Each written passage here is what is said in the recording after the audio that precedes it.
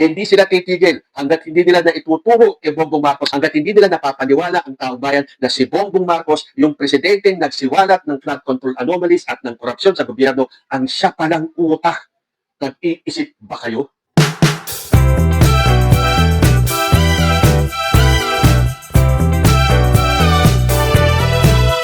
Scripted, drama, yan ang gustong palabasin ng kampo ng mga Duterte at ni Amy Marcos hinggil dito sa impeachment case na sinampa laban kay President Bongbong Marcos. Dahil ngayon pa lang, alam na natin na wala pong patutunguhan itong impeachment case laban kay President Bongbong Marcos. At porke alam yan ng mga DDS, kailangan nilang isalba ang sarili nila. So gumawa na naman sila ng panibagong script o drama. Sino ba ang gumagawa ng script? At sino ba ang nagdadrama? Sabi kasi ni Congressman Polong, impeachment laban kay BBM, scripted, distraction lang. Mariing binatikos ni Davao City 1st District Representative Paulo Duterte ang impeachment complaint laban kay Pangulong Ferdinand Bongbong Marcos Jr. at iginiit na isa lamang itong diversyon para ilihis ang atensyon ng publiko sa umano'y malalaking anomalya sa flood control projects. Binigyang diin ni Congressman Polong ang maliit na mundo matapos lumutang na ang abogadong nag-prepare ng impeachment complaint na inendorso ni Congressman Nisay ay siya ring dating abogado ni First Lady Lisa Marcos sa disbarment case laban kay Attorney Glenn Chong. Oo nga naman, no? Itong nag-file ng kaso laban kay PBBM, may kaugnayan kay First Lady Lisa Marcos. At yan din ang sinasabi ni Amy Marcos na ito daw impeachment na to ay drama lamang. Isa na naman drama series na mukhang tatagal ng 1 taon. Kilala naman natin sino nag-file at anong background. Kaya yun nga, baka drama series lang to para sa 1 taon. At para bang dun sa expression ni Amy Marcos na all smiles siya, na akala mo yung kanyang ibinabalita ay pawang katotohanan lamang. Alam naman na natin si Amy Marcos, puro hearsay yan, puro chismis yan. Wala naman na ipapakitang ebidensya. At dahil hindi nagtagumpay ang pangwawasak niya sa kanyang kapatid na si President Bongbong Marcos nang ipagsigawan niya sa buong mundo na ito ay drug addict, wala namang naniwala sa kanya. Nag-back to you pa sa kanya lahat ng sinabi niya. So hanap tayo ulit ng bagong issue na magpapabagsak kay Bongbong Marcos. At ito na yun, yung impeachment na yan. Drama lang yan. Dahil yung nag-file ng kaso may kaugnayan kay First Lady Lisa Marcos na siyang naging abogado sa disbarment case laban kay Attorney Glenn Chong.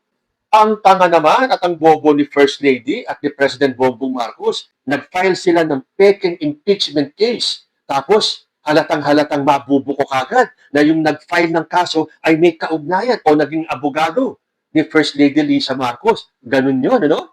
Ang galing, no? Nag-file sila ng impeachment case, ng peking impeachment case laban kay President Bongbong Marcos at ang ginamit nilang abogado o yung nag-file ng complaint ay abogado ni First Lady Lisa Marcos. Ang galing talaga, no? Halatang-halata naman. Gumawa ang palasyo ng peking impeachment case, mabubuko naman kagad na may kaugnayan nito kay First Lady Lisa Marcos. Pero teka muna, si Senator Amy, dati pong Marcos yan, di ba? Ngayon, ano na siya? Duterte. So, ang ibig bang sabihin, itong si Amy, nung siya ay Amy Marcos pa lang, ay espiya para lahat ng pinag-uusapan sa kampo ng mga Duterte ay naipaparating dito sa mga Marcoses. O, ganun ba ang gusto niya sabihin? Dahil may kaugnayan si Amy dati sa mga Marcoses, ganyan ang iisipin nyo? Di ba hindi? Ang iniisip nyo, si Amy Porte Duterte ngayon ay loyal sa mga Duterte. O, bakit siya kumalas sa mga Marcos? Na ang tanging target ngayon ni Amy ay ang mapabagsak ang kanyang kapatid. Hindi siya nagtagumpay doon sa drug addict, ang ading ko. Kaya kailangang humanap siya ng panibagong issue o ng mga susunod pang mga issue. Dahil siguradong hindi na naman siya magtatagumpay. So ito yung impeachment case. Kasi iniisip ko, ano ang mapapala ni President Bongbong Marcos kung magpa-file siya ng sarili ng impeachment case? O baka naman kasi napag-isip-isip ng mga DDS at ng mga Duterte na mahina yung kasong isinampa nila. Kaya nagkanda kumahog sila, kailangan natin ng maisalba ang sarili natin. So ang sabihin natin, scripted, drama, yung impeachment case na yan. Kung ibig nilang ipahiwatig ay drama lang ito at script ng mga Marcoses, hindi kaya sila ang gumawa ng dramang ito, ng panibagong script na to? Yan, tandaan po natin, hindi sila titigil hanggat hindi nila napapabagsak si President Bongbong Marcos.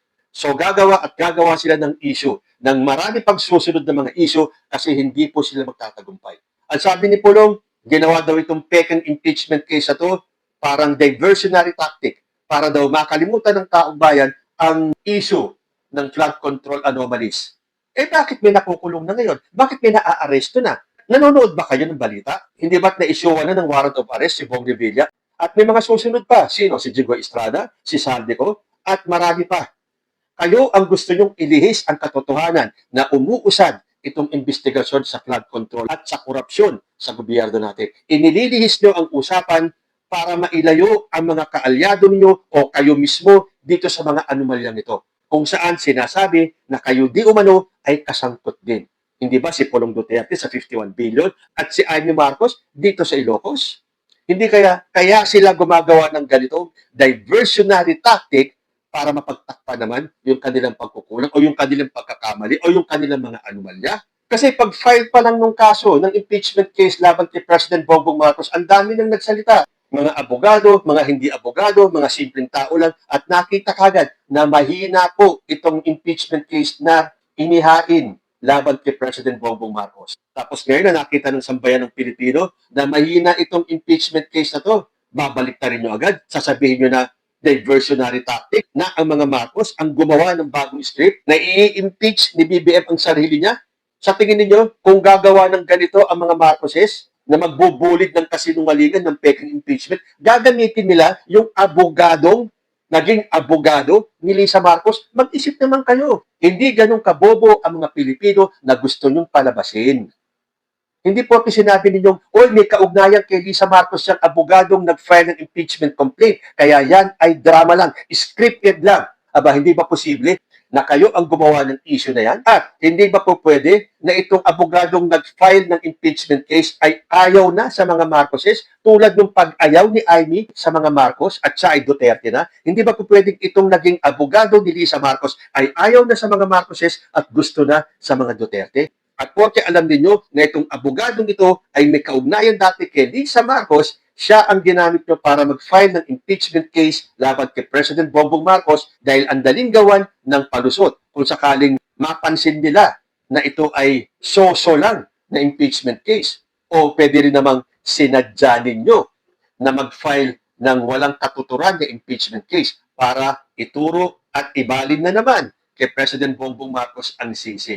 Hindi nyo na mauuto ang taong bayan. Kung meron nang kayong mapapaniwala, kayo-kayo na lang. Yung mga DDS supporters na lang ang paniwalain ninyo. Kasi ang daling i-debunk. Sasabihin ninyong pinagtatakpan itong mga anomalya sa flood control, eh umuusad. Tuloy-tuloy, unless hindi kayo nagbabasa ng balita sa YouTube, sa social media, o sa television. Kayo ang may gustong pagtakpan itong ginagawa ni President Bongbong Marcos nung sinabi niya na walang sisinuhin, walang sasantuin. O hindi ba example yan si Bong Revilla? Hindi ba nung nakarang eleksyon, si Bong Revilla ay nasa ticket ni President Bongbong Marcos? O iba, nandun siya ngayon. Kasi ito mga DDS, lalo na itong si Amy Marcos, gusto niya talagang ibagsak si President Bongbong Marcos. At dahil hindi nila mapabagsak si Bongbong Marcos, sisirain muna nila yung pinaka-trusted na tao ni PBBM na si Martin Romualdez. So lahat ginagawa nila para masira si Martin Romualdez kahit na wala silang mailabas na ebidensya. Puro haka-haka, puro hearsay lang. Kahit na sinasabi ng Senado o ng mga investigative body na wala silang makitang link na nagsasabing si Martin Romualdez ang mastermind kasama ni Bongbong Marcos dito sa korupsyon sa DPWH. Hindi sila titigil hanggat hindi nila na ituturo kay Bongbong Marcos, hanggat hindi nila napapaniwala ang taong bayan na si Bongbong Marcos, yung presidenteng nagsiwalat ng flood control anomalies at ng korupsyon sa gobyerno, ang siya palang utak. Nag-iisip ba kayo o natatakot kayo? Kasi ilang araw na lang at nakahanda na yung mga magfa-file ng panibagong impeachment case laban kay Sara Duterte. And this time, sisiguraduhin ng mga magfa-file ng bagong impeachment case kay Sara Duterte na wala na itong kawala. So kahit na anong gawin ninyo pagbalik-baligtarin nyo na naman ang istorya na dyan kayo bihasa ang mambaliktad ng istorya at ituro lahat ng ito kay President Bongbong Marcos, hindi na po kayo pinaniniwalaan ng taong bayan. Dahil sabi ko nga sa inyo, ang maniniwala na lang sa inyo ang mga DDS at hindi po ganun katanga ang taong bayan para maniwala na itong impeachment case laban kay PBBM ay scripted at drama lamang.